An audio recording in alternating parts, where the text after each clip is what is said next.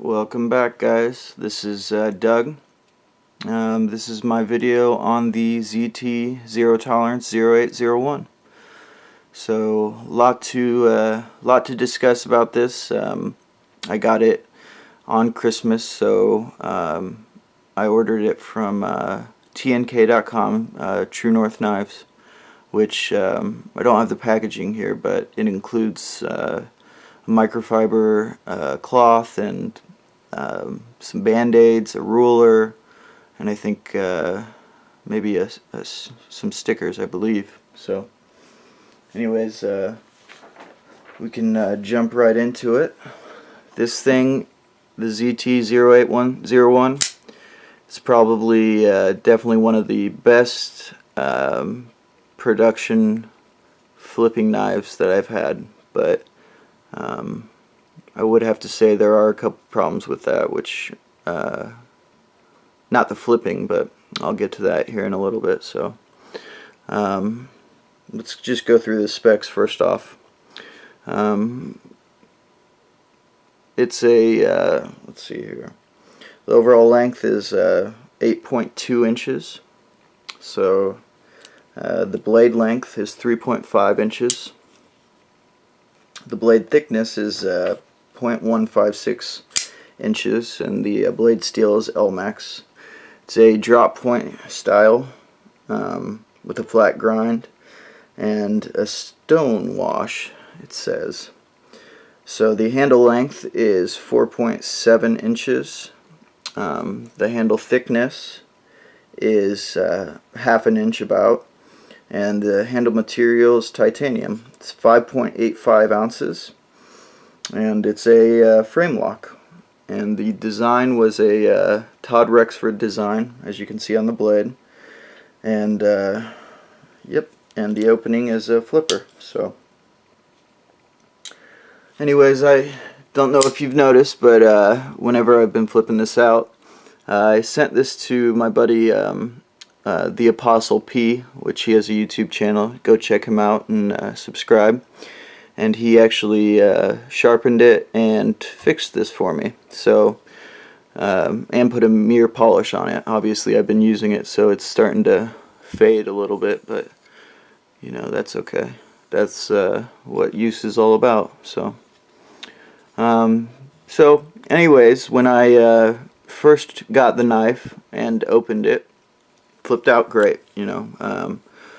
It was, I don't think I've ever misfired on this other than hitting my hand or hitting something in general. So the flipping is great on it. The flipper tab is not too big. I mean, it's kind of small, but actually that works out pretty nice. So you can push button it, rock back on it like a light switch.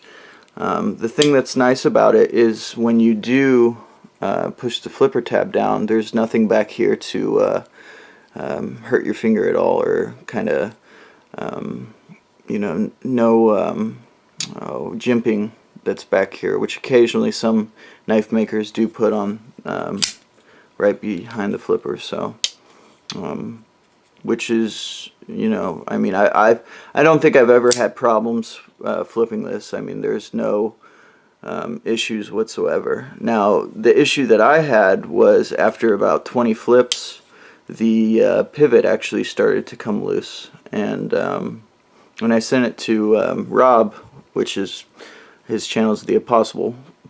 So basically, I told him after 20 flips, the blade started, you know, coming actually to this side, so it wasn't centered, and it started loosening up way too much. So anyways, he kind of, you know, brushed it off. So once he got it, he realized that, hey, after 20 flips he was right, it's coming loose. So long story short, he did what anybody would do. He unscrewed the pivot, put some blue Loctite in there, and saw if it would hold. Maybe it was just, you know, production blue Loctite. Didn't work. After 20 flips of, well, he left it to dry, and then, you know, another 20 flips, and it was loose. So anyways, there's a another thing that you can do, which this is what he ended up doing, he actually put, I think he used super glue on the, let's see here, I believe it was the female piece. No, the male piece. I don't know. He's got a video on it, so actually you could go check it out, and he explains in complete detail what he did. But basically what he did was put Teflon tape around the pivot, and that would be the female piece, I think, if that's correct, or the male piece. But so anyways, that actually ended up working, and now it flips like a charm. Haven't had any issues with it. Centers up perfectly. Flips out great. Also, the steel, when I got it, it was pretty, how do you say, not sharp at all, actually. I mean, the grind was there, but for some I don't know if it's Kai's way of doing their stonewash, but for some reason it just feels not sharp when you get it. I mean, that was the same thing on my Kershaw Thermite, and same thing with the Kershaw Cryo. So since they're all owned by Kai, I assume that they all are using the same kind of stonewash feature. So anyways, so he went ahead and did a regrind, and stropped it and got a mirror polish on it. So it did look perfect. Now it's got kind of, I cut my dog's chew toy earlier, so it's kind of got some marks on it right now. But boy, I mean, Elmax is one of those steels that does mirror polish. So I think I read that on Elliot Williamson's website on Ferrum Forge. So if you can get Elmax steel on just about any application, usually in the custom knife world, when they use Elmax, it's actually extremely good material to use. So anyways, here's the detent. There we go. So I know a lot of people have been talking about the billboard that ZT has on their knives, and yes, I agree, it's true, they put just about everything on there, but I really I mean, I don't mind. If I was going to do something, I'd probably see if you could either somehow remove all of that and then possibly mirror polish the flats, which would be pretty cool. So I don't know if that's possible, but I'm sure I can look it up and check it out. So, and then some people have taken the black finish off here and maybe stonewash the clip. So I haven't done any of that yet, but it's possible. You know, in a couple more months, it's possible I'll get, you know, old of it. So if you keep seeing that blue, that hint of blue, that's Kershaw's bearing system. They've got the KVT Kershaw Velocity technology, and it just works awesome on here. So it, like I said before, it's never misfired. It flips out like a charm. It's just, it's fucking awesome. I mean, it's just badass. So can't get too much better than this. So I've heard some of the people talking about it's the best production flipper they've had. So I would agree, but other than those first couple problems with the pivot and everything, which kind of you know, kind of turned me off for Kai and Kershaw and ZT, but you know, when you start buying more knives, you're going to eventually have it. So production knives can't always be perfect, especially when, let's see here, my serial number is 1566.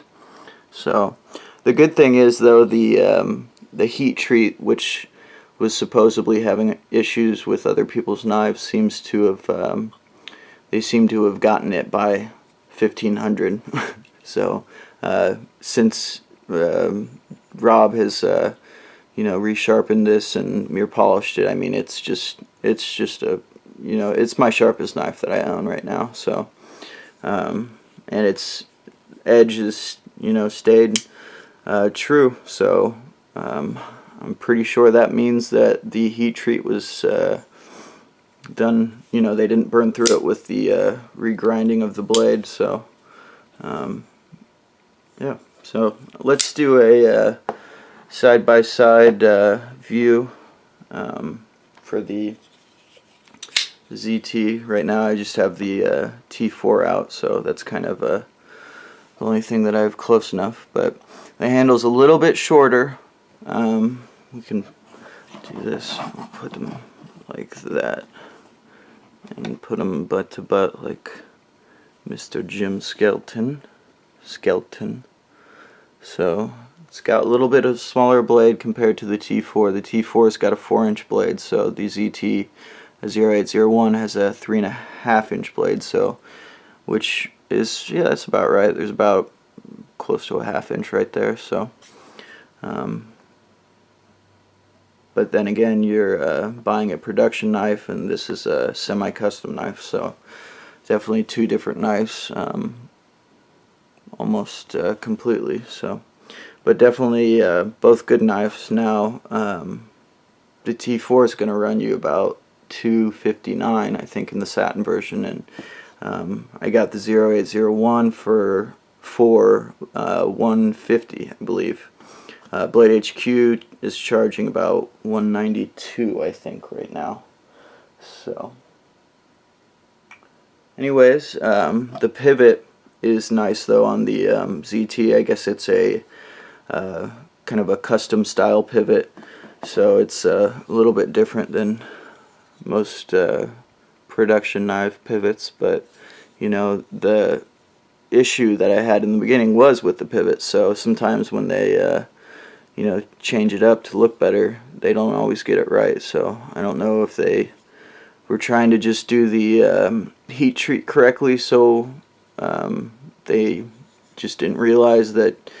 I don't know. I really don't know what happened with this. So if it ever comes loose again, though, I'm not sure if I'm gonna send it in on warranty or what. But other than that, it's a great knife. I mean, it's all titanium, so you could, like, I know Jim Skelton did a video pretty recently where he had Will Moon anodize his blue color right here, like the so either the inside or the flats he anodized blue, and then same thing on this side, and then a darker blue right here, and I think it was fully anodized with this. So technically you could take it apart and you know, anodize it yourself, or pull some different colors. So it's definitely got some unique possibilities for it, and this one's gonna stay in my collection. So especially with that mirror polish on that blade, it just is so sharp.